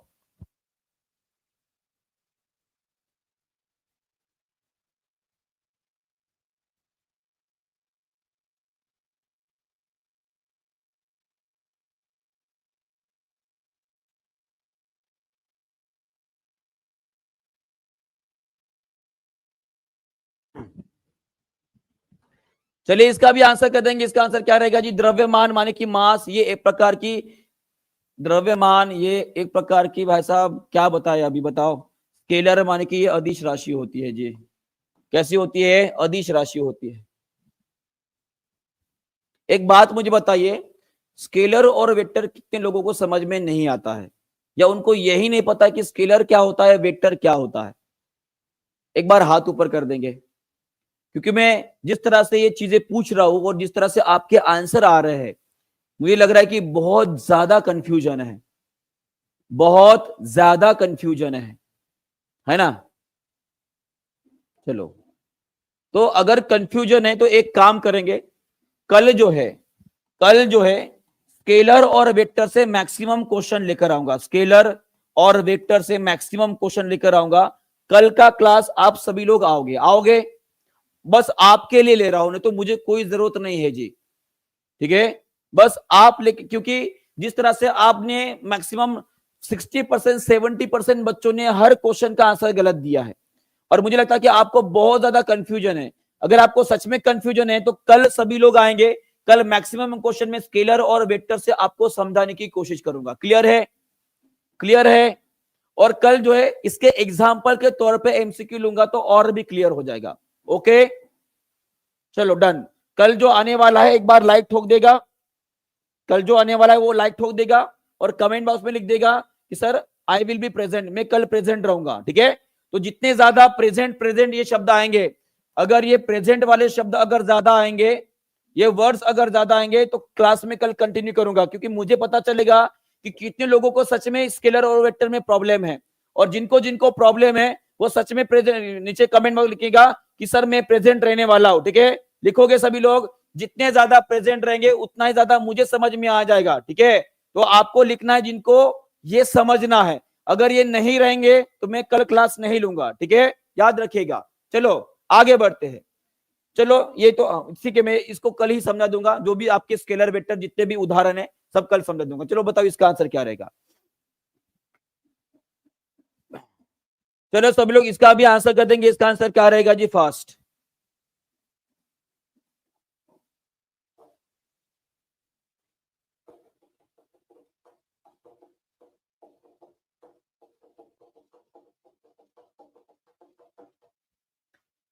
गामा किरणें, गामा किरणें क्या होती है जी, ये होती है आपकी हाई एनर्जी वाली विद्युत चुंबकीय तरंगे होती है। गामा किरणों की क्या विशेषता है मैं आपको बताता हूं। देखिए, अगर मैं इलेक्ट्रोमैग्नेटिक वेव का स्पेक्ट्रम अगर देखो, इलेक्ट्रोमैग्नेटिक वेव की अगर मैं बात करता तो इस इलेक्ट्रोमैग्नेटिक वेव के स्पेक्ट्रम में आने वाली जितने भी प्रकाशीय किरणें हैं, जितने भी किरणें, उनमें सबसे ज्यादा उच्च मान की सबसे हाई जो आवृत्ति होती है वो किसकी होती है जी, वो होती है आपकी गामा किरणों में। उसमें भेदन शक्ति कमाल की होती है, भेदन शक्ति जो होती है इनमें बहुत ज्यादा होती है। और उसी तरह से इनका इनका जो गति होता है, इनका जो स्पीड होता है भाई साहब, वो लगभग लाइट के गति के इतना होता है। कितना होता है, जो प्रकाश की गति होती है उनमें होता है ये। साथ में इनकी एक और विशेषता है, गामा किरणें जो होते हैं भाई साहब, ये कैंसर ट्रीटमेंट में इस्तेमाल की जाती है। कैंसर का अगर आपको ट्रीटमेंट करना है तो उस आपको कौन सी किरणों का इस्तेमाल करोगे, आप गामा किरणों का इस्तेमाल करोगे। और उसी तरह से ये गामा किरणें जो होती है ये फूड फूड प्रिजर्वेशन के लिए भी इस्तेमाल किया जाता है, ये भी आपको ध्यान में रखना है। माने कि इन बिटवीन जो नई सरकार आई थी उन्होंने एक नया प्रोजेक्ट लाया था, जहां पर उस प्रोजेक्ट का क्या हुआ मुझे पता नहीं, पर लाया था कि जैसे कि आलू हो गए है ना, टमाटर हो गए, ये जो चीजें होती है ना भाई साहब जल्दी से वो खराब हो जाती है ना। आलू को जैसे कि मान लीजिए थोड़ा सा भी बारिश या थोड़ा सा पानी का अगर उनके आसपास अगर मात्रा बढ़ गई तो उसमें से जो है अंकुर निकल आते हैं। उन अंकुरों के वजह से उनकी जो पोषक तत्व होते हैं उनके अंदर के वो कम हो जाते हैं। उनको बरकरार रखना है, उनको ज्यादा समय तक अगर हमें टिकाना है तो उस टाइम पे उनके ऊपर गामा किरणें डाली जाती है, और जिसकी वजह से उसके अंदर के जितने भी बैक्टीरिया और बाकी चीजें वो मरकर उन फूड्स की लाइफ बढ़ाई जाती है। क्लियर हो गया है। तो इतने सारे यूज है ये गामा किरणों के, क्लियर है। चलो आगे बढ़ते हैं नेक्स्ट क्वेश्चन पर। ये जैसे मैं आपको बताया कि रेडियो धर्मिता की अगर मैं बात करूंगा तो जनरली 3 पार्टिकल के बारे में पढ़ा जाता है। एक होता है अल्फा, एक होता है बीटा और एक होता है आपका गामा। अल्फा पार्टिकल कैसे होते हैं जी, ये धनात्मक होते हैं, ये पॉजिटिवली चार्ज होते हैं।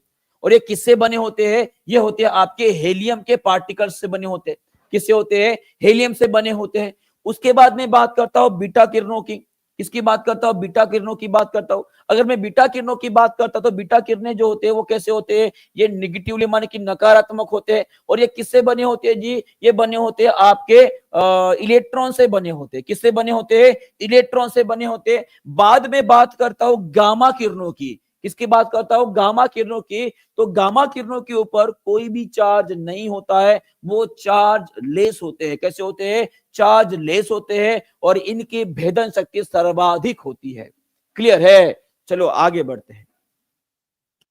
और यही मैंने आपको सभी को बताया। कोई बता सकता है, कोई बता सकता है कि रेडियो धर्मिता जिसे हम रेडियो एक्टिविटी बोलते हैं, इसे गिनने के लिए कौन सी इकाई का इस्तेमाल किया जाता है, कोई बता सकता है क्या इसके बारे में। ये क्वेश्चन हमारे बीपीएससी में पूछा गया है, ये क्वेश्चन हमारे बीपीएससी में पूछा गया है। इसका आंसर कर देंगे सब लोग, इसका आंसर क्या रहेगा।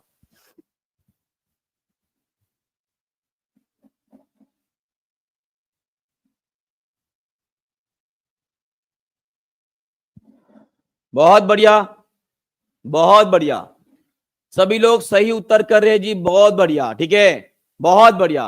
क्यूरी और बैक्वेरल ये दोनों भी इकाई रहेगी, क्यूरी और बैक्वेरल ये दोनों भी इकाई रहेगी जी, बहुत सही, बहुत सही, ठीक है। चलो आगे बढ़ते हैं। नेक्स्ट, ये जैसे कि मैंने आपको बोला कि जो फूड प्रिजर्वेटिव्स होते हैं, सॉरी फूड जो होते हैं उनको लंबे समय तक हमें प्रिजर्व करना है तो उसमें भी गामा किरणों का इस्तेमाल किया जाता है, ठीक है। चलो नेक्स्ट क्वेश्चन आपके स्क्रीन के ऊपर ये रहा, इसका भी आंसर कर देंगे जी, इसका आंसर क्या रहेगा। और इसके बाद जो है मैं रैपिड फायर लेने वाला हूं। जिन लोगों ने अभी तक पूरे में से पूरे मार्क्स नहीं ले पाए उनको मैं आशा करता हूं, उनको चैलेंज देता हूं कि वो सभी लोग जो है पूरे में से पूरे मार्क अभी मुझे लेकर बताएंगे।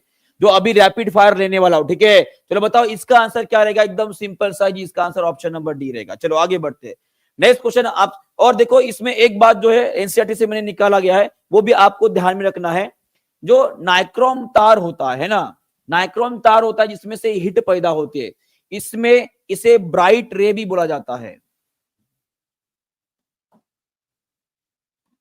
इसे ब्राइट रे भी बोला जाता है, ये आपको ध्यान में रखना है, ठीक है। चलो आगे बढ़ते हैं, नेक्स्ट क्वेश्चन। चलो बताओ इसका आंसर करेंगे।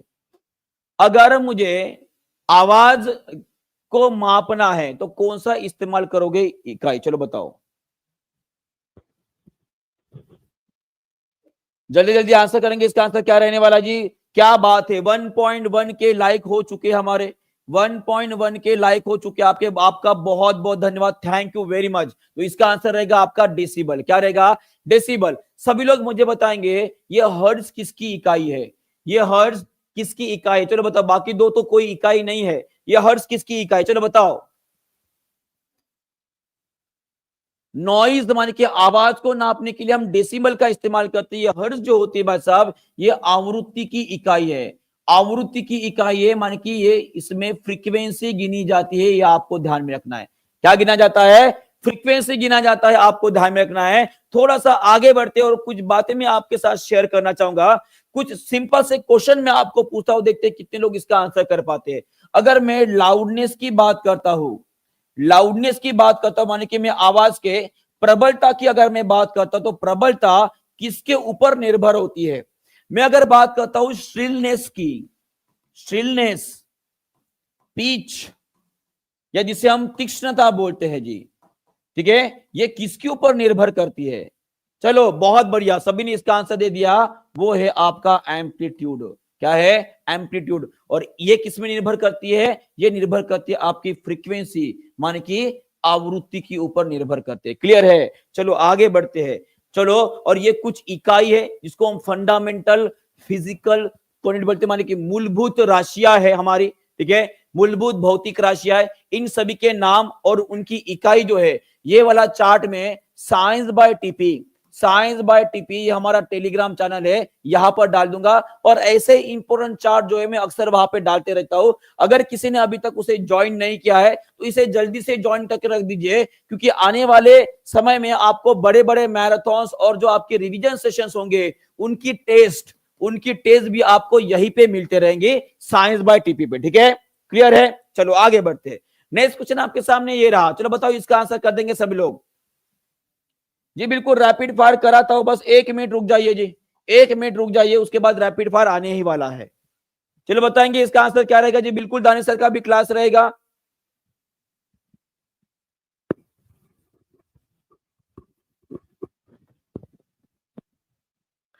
चलो इसका भी आंसर कर देंगे, इसका आंसर क्या रहने वाला है।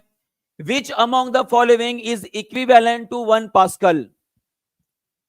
दानिश सर की कल तबियत बहुत खराब थी आपने, और इसीलिए जो है कल सर क्लास नहीं ले पाए थे। आपने देखा होगा कल जो है वो कंप्यूटर टीचर वाली जो न्यूज आई थी वो भी मैंने कल कवर की थी।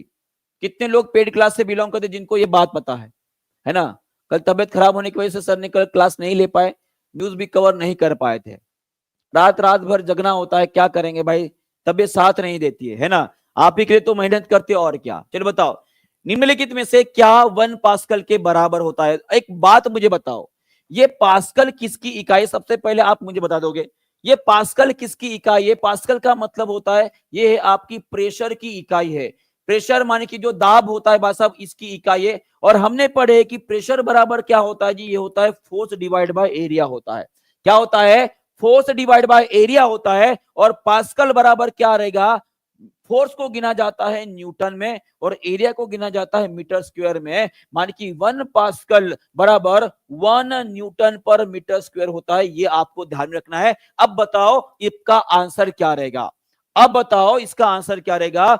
1 न्यूटन पर मीटर नहीं होता है जी, 1 न्यूटन पर स्क्वायर मीटर रहेगा। माने कि ऑप्शन नंबर बी जो है आपका करेक्ट रहेगा, 1 न्यूटन पर वर्ग मीटर आपका सही उत्तर रहेगा जी। क्लियर है, क्लियर है, चलो बहुत बढ़िया, आगे बढ़ते हैं। चलिए अगला सवाल आपके स्क्रीन के ऊपर ये रहा, प्रेशर आप सभी को बताएं। चलो कहा गया, चलो नेक्स्ट क्वेश्चन। और भाई ये तो प्रश्न जो है ये तो लीक हो गया है, चलो कोई नहीं, इसका आंसर कर देंगे सभी लोग, बताओ इसका आंसर। प्रेशर के बारे में अभी हमने पढ़े हैं, प्रेशर बराबर क्या होता है जी, फोर्स डिवाइड बाय एरिया, जिसे हम पास्कल भी गिनते हैं और साथ में न्यूटन पर मीटर स्क्वायर भी गिनेंगे। तो प्रेशर नापने के लिए, है ना, एटमॉस्फेरिक प्रेशर नापने के लिए अच्छे से बताएंगे जी, एटमॉस्फेरिक प्रेशर नापने के लिए किसका इस्तेमाल किया जाता है, तो ये किया जाता है आपके बैरोमीटर का इस्तेमाल किया जाता है। और वही अगर कोई तरल है, कोई फ्लूइड है, ठीक है, उसका अगर मुझे प्रेशर नापना है, उसका मुझे दबाव गिनना है, तो उसके लिए आप कौन सा इंस्ट्रूमेंट इस्तेमाल करोगे, चलो बताओ। देखते कितने लोग दिमाग लगा पाते हैं, सभी लोग आंसर करेंगे इसका। अगर मैं तरल चीजों की बात करूंगा, उनका प्रेशर अगर मुझे नापना है, कोई लिक्विड है आपके पास, उसका अगर आपको नापना है प्रेशर, तो उसमें आप किसका इस्तेमाल करोगे जी, इसमें इस्तेमाल किया जाता है मैनोमीटर का इस्तेमाल किया जाता है। किसका, मैनोमीटर का इस्तेमाल किया जाता है, ये आपको ध्यान में रखना है। देखो हाइग्रोमीटर बोल रहे हैं भाई साहब, क्या बोल रहे हैं, हाइग्रोमीटर बोल रहे हैं जी।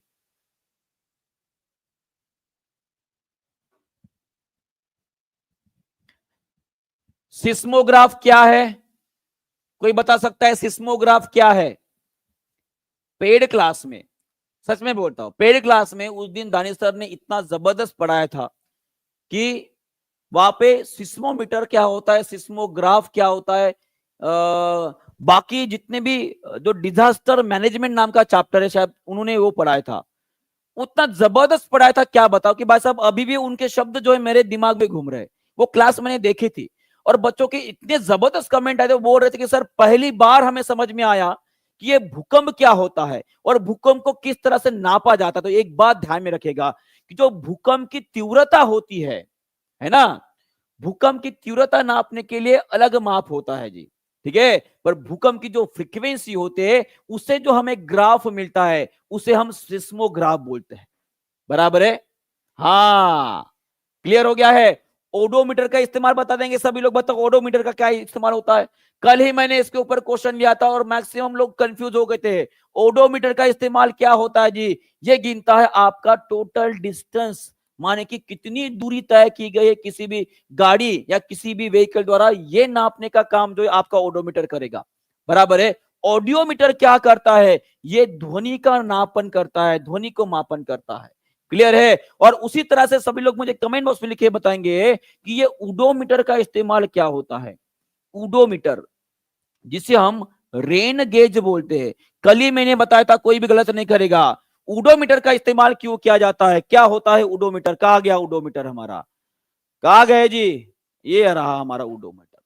रेंज गेज माने कि रेनफॉल, कितनी मात्रा में बरसात हो रही है भाई साहब, उसे नापने के लिए हम ओडोमीटर का इस्तेमाल करते हैं, क्या बात है। चलो, और ये रहे आपके बैरोमीटर, ये रहा आपका ओडोमीटर और ये रहा आपका सिस्मोग्राफ, ठीक है। चलो आगे बढ़ते, नेक्स्ट क्वेश्चन, इजी क्वेश्चन, गलत करेगा समझ लीजिएगा, लगभग लगभग 7 लाख विद्यार्थियों के पीछे चला गया। जो 7 लाख विद्यार्थियों के पीछे नहीं जाना चाहता है, इसका सही जवाब देगा। चलो बताओ इसका आंसर क्या रहेगा जी। उडोमीटर जो होता है, फिर से बता रहा हूं, कुछ लोग गलत लिख रहे कमेंट बॉक्स में, उडोमीटर यू वाला जो होता है वो वर्षा का मापन करता है, ठीक है, और ओ वाला जो होता है भाई साहब वो दूरी मापने का काम करता है। ओडो और उडो, उडो उडो कहा, उडो भाई साहब आसमान के उड़ोगे, और आसमान से क्या बरसता है, पानी बरसता है, इतना सिंपल तो है। तो फार्मूला ऑफ डिस्टेंस,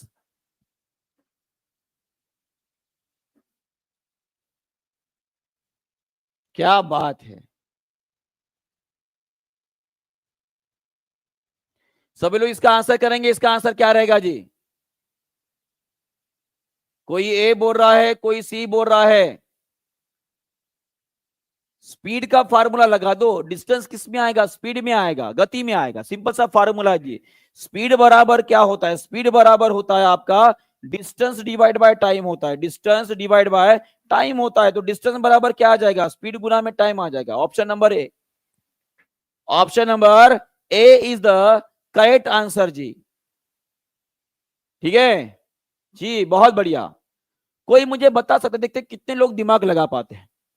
ये स्पीड गुना में एक्सेलरेशन जो लिखा है यहां पे, इसकी इकाई क्या आएगी, इकाई क्या है, सबको चैलेंज है जी, सबको चैलेंज है, देखते हैं कितने लोग इसका आंसर कर पाते। सबको चैलेंज है मेरी ओर से, मुझे पता है इसका आंसर कोई जो है सही नहीं कर पाएगा, मुझे पता है। देखते हैं आप इस चैलेंज को लेते हो कि नहीं। तो जिन्होंने लिया है एक बार हाथ ऊपर कर देंगे और तुरंत इसका आंसर कर देगा।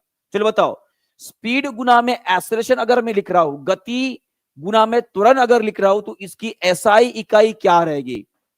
चलो जी, चलो फास्ट। वेज, क्या है का वेज बोल रहे हो?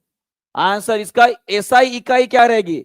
एसआई यूनिट क्या मिलेगा आपको? देखो भाई साहब, अगर मैं स्पीड का नापन कर रहा हूं तो ये होता है मीटर पर सेकंड।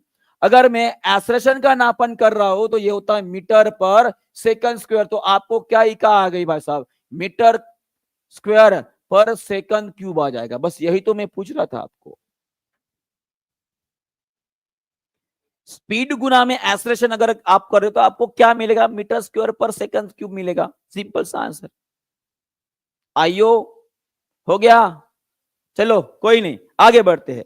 नेक्स्ट क्वेश्चन आपके स्क्रीन के ऊपर ये रहा। चलो इसका आंसर कर देंगे। एसएससी 10+2 में पूछा गया क्वेश्चन है 2017 का, सीएचएसएल में। चलो बताओ इसका आंसर करेंगे।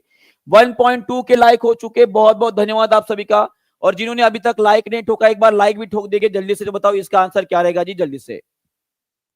सर ऐसा यूनिट करवा दीजिएगा। कितने लोगों को लगता है कि ऐसा यूनिट हमने पढ़ने चाहिए? कितने लोगों को लगता है कि हमने ऐसा यूनिट पढ़ने चाहते? ठीक है, जो पढ़ना चाहते हैं भाई साहब कल आ जाइएगा। ठीक है, जिनको भी थोड़ा सा भी कंफ्यूजन रहेगा, ऐसा यूनिट जो है पूरे के पूरे क्लियर कर दूंगा। माने कि जितने भी हमारे यूनिट्स है, फंडामेंटल यूनिट्स है, सप्लीमेंट्री यूनिट्स है, कॉम्प्लीमेंट्री यूनिट्स है, वो सभी यूनिट्स के बारे में मैं कल आपको जो है क्वेश्चंस करवा दूंगा। माने कि कल का सेशन जो है आपके लिए बहुत ही ज्यादा इंपॉर्टेंट रहने वाला है। आप ही के मुताबिक मैं कल स्केलर और वेक्टर के क्वेश्चन और उसी तरह से ऐसा यूनिट वाले क्वेश्चन भी कर लेकर आऊंगा। ठीक है, चलो बताओ इसका आंसर क्या रहेगा? एक्सेलरेशन क्या होता है जी? ये क्वेश्चन हमारे इसी टाइप का, सेम टाइप का क्वेश्चन जो है हमारे बीपीएससी में भी पूछा गया है। तो फोर्स बराबर मास गुना में एक्सेलरेशन होता है, बराबर है। तो ऑब्वियसली एक्सेलरेशन बराबर क्या रहेगा जी? फोर्स डिवाइड बाय मास रहेगा। माने कि फोर्स गुना में मास का इनवर्स रहेगा।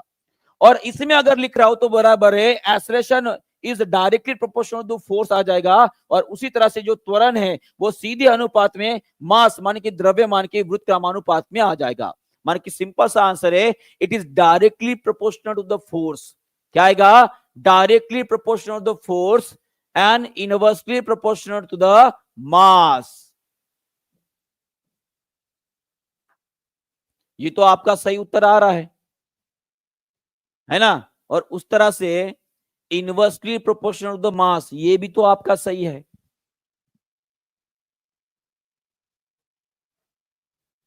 डायरेक्टली प्रोपोर्शनल मास तो यहां पे नजर आ रहा है ना आपको। और उसी तरह से यहाँ पे एक्सेलरेशन जो है वो द्रव्यमान के साथ इनवर्सली प्रोपोर्शनल भी है। कैसा है? इनवर्सली प्रोपोर्शनल भी है। इसका मतलब ये दोनों भी ऑप्शन क्या है? बराबर है। जो कि बीपीएससी ने ये दिया हुआ आंसर कितने लोगों को पता है कि बीपीएससी ने ये आंसर दिया है कि एक्सेलरेशन जो होता है वो द्रव्यमान के साथ इनवर्सली और बल के साथ सीधे अनुपात में होता है? पता है कि नहीं? ये क्वेश्चन पूछा गया है हमारे बीपीएससी में और इसीलिए मैंने एसएससी में पूछा गया क्वेश्चन यहां पे लिखा दिया भाई साहब। तो आपका आंसर ये भी रहेगा और ये भी रहेगा अकॉर्डिंग टू बीपीएससी। क्लियर है? क्लियर हो गया है? चलो बहुत बढ़िया।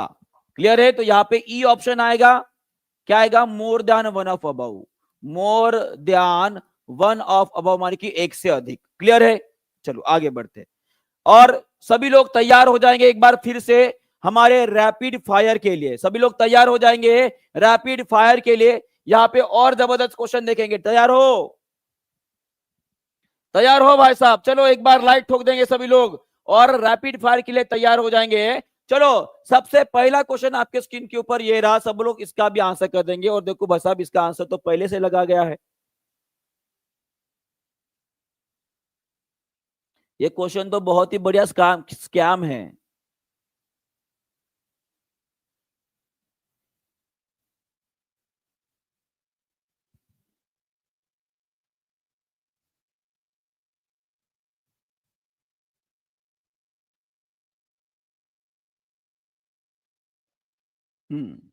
ठीक है, चलो आ जाओ मैदान में।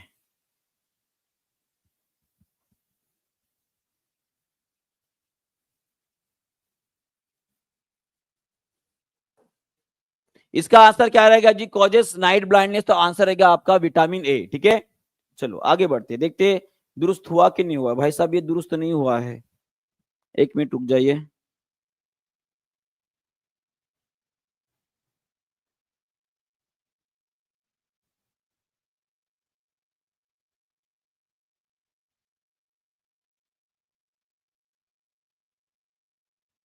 आइबा, बस एक मिनट रुक जाइए, हो जाएगा।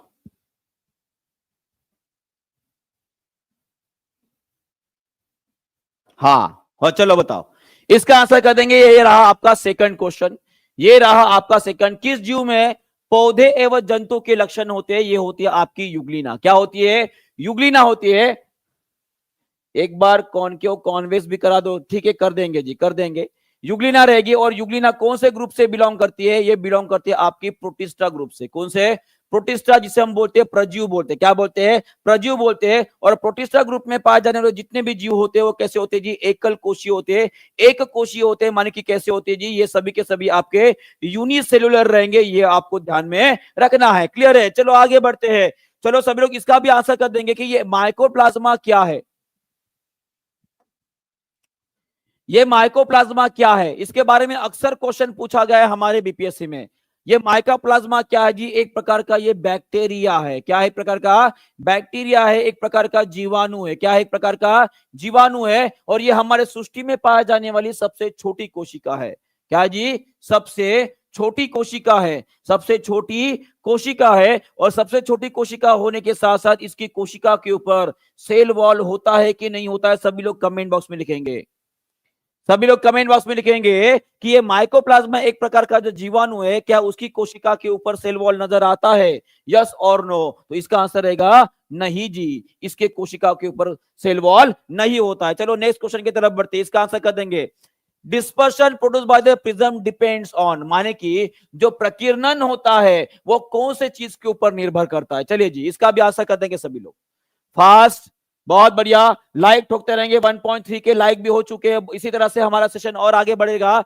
इट्स रिफ्रैक्टिव इंडेक्स जी, बहुत बढ़िया। तो आपका आंसर क्या रहेगा? रिफ्रैक्टिव इंडेक्स के ऊपर निर्भर करेगा। किसके ऊपर? जो हमारा अपवर्तनांक सूचकांक होता है भाई साहब, उसके ऊपर निर्भर करता है। ठीक है, चलो आगे बढ़ेंगे। और उसी तरह से सभी लोग मुझे कमेंट बॉक्स में लिख के बताएंगे कि ये जो रिफ्रैक्टिव इंडेक्स होता है, इसे अपवर्तनांक सूचकांक बोला जाता है, इसकी इकाई क्या होती है? जिसने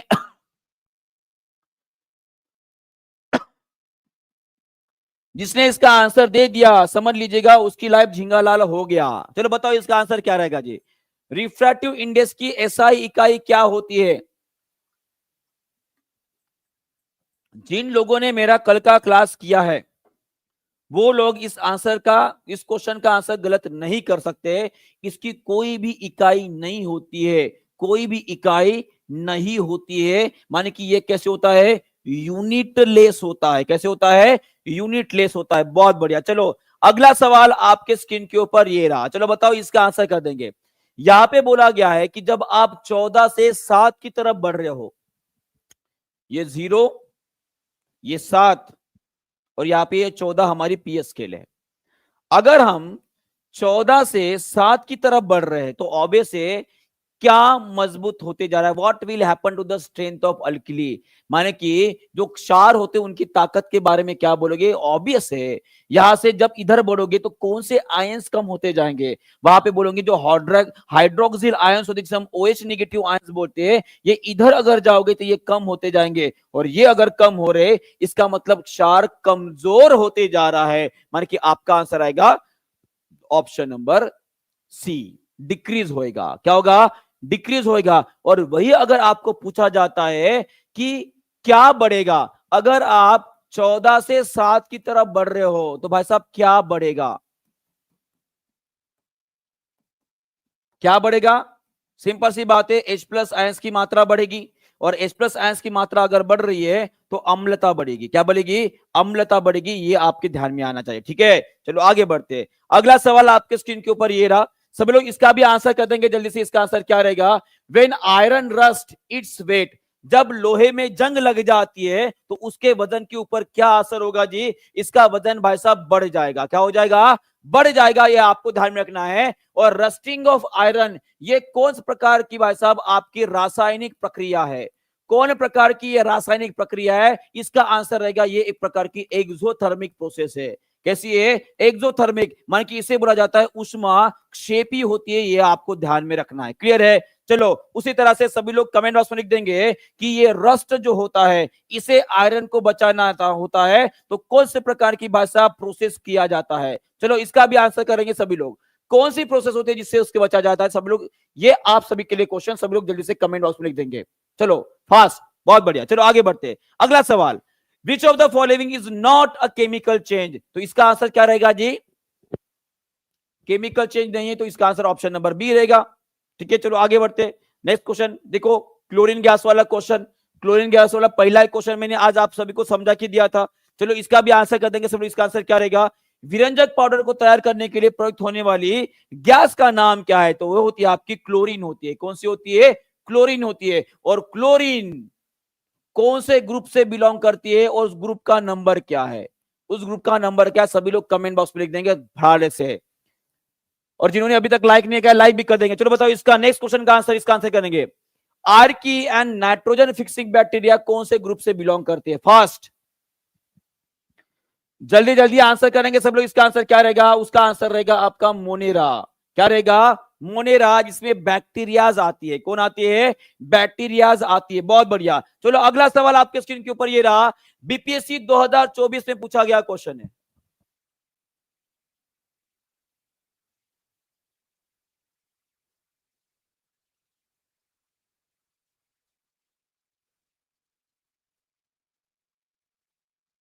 आंसर चलो बताओ, इसका आंसर क्या रहेगा?